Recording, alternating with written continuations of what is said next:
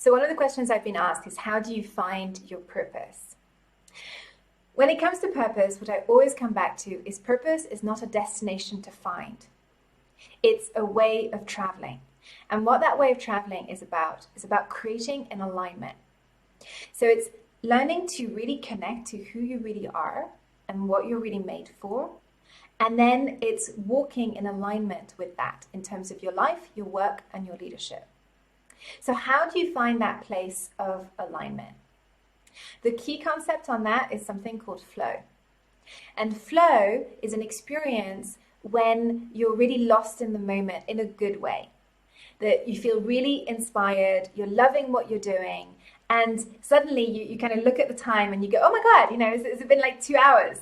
Not because you're completely stressed out, busy, and lost in that way, but actually just lost in the moment and the inspiration and the love of what you're doing. And usually you're doing something that you're naturally good at. And so the key to finding purpose is flow. And how we use flow in 3 different ways. The first is flow is a tuning fork back to ourselves and our true potential and what we're really made for. And so what it helps us do is most of us, we've been stuck in survival patterns. So one of the things that we talked about during the session was how there is that kind of innate potential that we have and what we're really made for. And then there's all these survival mechanisms that we acquired because we decided we needed them in order to survive the external environment that didn't fully accept us in the way that we were. And so one of the things is part of the survival mechanisms is actually really forgetting what it feels like to be truly ourselves. And flow helps us remember by being that tuning fork. And for me, the way I see it, the way I explain it to people I work with, is it's like tuning into the right radio station. Because a lot of the time, we're maybe tuning into the stress radio station or the busy radio station or the adrenaline radio station. But none of those are the purpose radio station. The purpose radio station is the flow radio station. So start thinking about, when are your moments of flow and how does that feel? Because how that feels that means you're aligned to purpose. And what you're going to want to do is to bring more of that feeling into your life. And then as you do that, it's like purpose actually emerges. It becomes much clearer what it is that you're meant to be doing. Just because you're tuning into the right radio station, so you get intuitions, but also it's almost like life starts to respond to you through coincidences, synchronicities, and it becomes, it kind of almost leaves a trail of breadcrumbs for you to find. The second piece around how you use flow, so once you've started connecting to what that feels like, is to use it as a way of creating a map. And what you want to do there is create a map of your potential, of what you're really made for, of what you're innately about.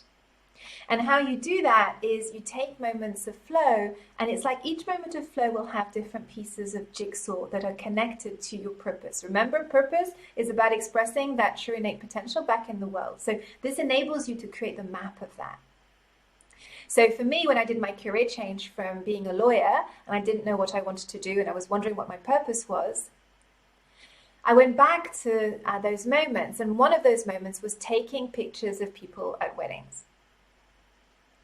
And when I really looked at it, and what was it about taking pictures of people at weddings, and asked myself, what was really in flow for me then? What I found is that I was trying to capture something specific in the lens. And what I loved the most was that, this was the time where you had photos on paper, you had to have them developed, I was able to show them the picture, show the person the picture, and then they would look at it and they'd do a double take and they'd go, oh my God, it's me, but it's really me. And I realized I was capturing something specific about the person in the lens. And what I learned later and over time, it was that's when I was able to capture the essence of the person. Because part of my flow is to be able to see what people are really about and what they ultimately really made for, and reconnecting them back to that essence. The way I phrased it and started to phrase it from there on was I help people remember who they really are. But the thing about weddings is it's really interesting. is that there's a lot of other aspects of my potential and my flow that are at weddings. Love is my top value. I have this whole strange thing about the relationship between buildings and nature, and I love beautiful buildings and beautiful nature. And if you think about weddings, often that's what we're doing. We're combining that kind of environment. I love beauty. Beauty is just really important for me. It's really part of my potential, my soul, my purpose. And of course, at weddings, we try and make things really beautiful. And then there's a whole kind of savoring of really nurturing, nourishing, things that really nurture and nourish the senses. And at weddings, part of that experience, we're creating a really rich experience. So whether it's through delicious food or delicious materials, there's this kind of whole sensual experience that we're trying to create. And what's interesting for me is, I mapped out these pieces of the jigsaw, and these days, so this was a bit before COVID, I was running retreats. And what that was is I was able to use my elements of flow that I actually had mapped out through my experience at weddings and use them in the context of retreats. Because ultimately you want beautiful environments, you want experience that really nourish the person, nourish the senses. You want things to be beautiful. And also, the kind of retreats I run are about reconnecting people to who they really are. So this shows you how you can, the second piece about how you can use flow as a way to have these different pieces of the jigsaw to really start to map them out. And then you can decide how you can reintegrate them in your existing life, your work, your leadership, and that will start to align you back to flow.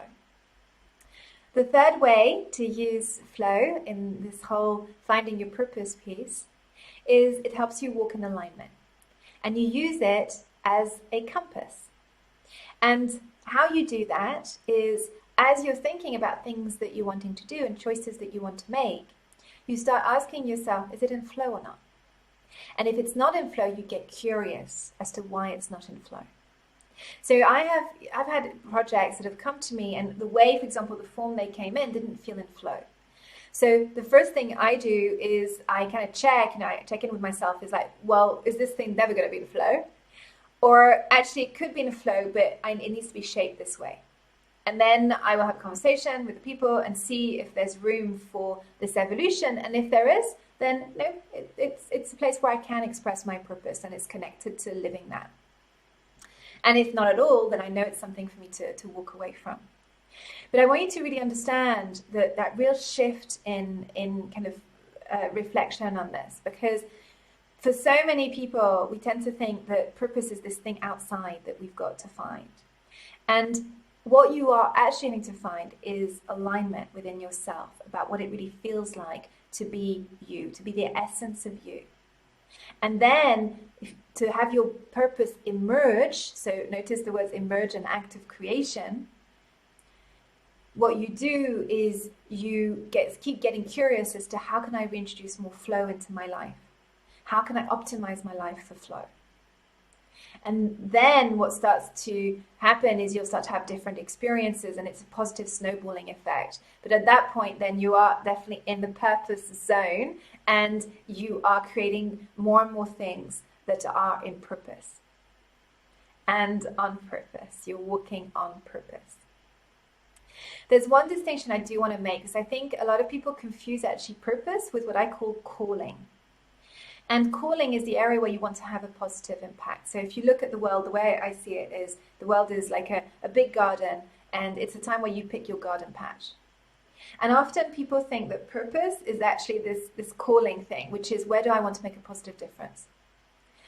And so calling is an aspect of purpose. But how you get to that calling piece is by going back to things I've just said, which is mapping out when you're in flow, what's really going on. Like, where are the places you love to contribute? What is it that you're loving to contribute? Where is the areas where naturally you go and have a positive impact? Because that's who you are. And that will give you the area of calling, the area where you have to have a positive impact.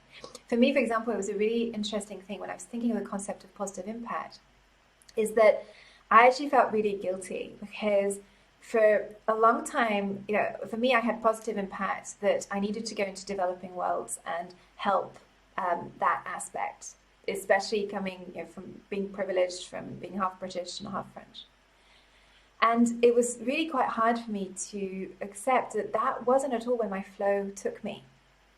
And it actually took me in corporations, in companies, and to really help people at lots of different levels of the organization. So for me, it was really, for a long time, hands-on transformation with people and showing them that they could really transform.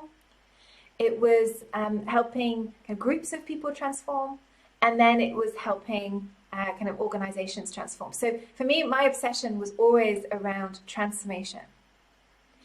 And what's interesting is over time, what's emerged is there's a specific area that I want to enable transformation. And it's really in terms of this shift to a more sustainable world, regenerative world, where we can really all flourish. And what I help is I actually help leaders who want to enable and accelerate that shift. And so I am having a positive impact. But it's interesting because I'm not having a positive impact in a traditional way of how I saw positive impact was meant to be. And so I wanted to give you that reframe because it is about understanding where that calling is, and also really getting clear that because we are at this pivotal moment on the planet, it's not just maybe a traditional way of having a positive impact. And so be willing and curious as to how you can get creative to maybe do things that haven't been done before in a way that hasn't been done before. And there's a good chance that that is part of your purpose, especially if you are being called to purpose at this pivotal time. So good luck.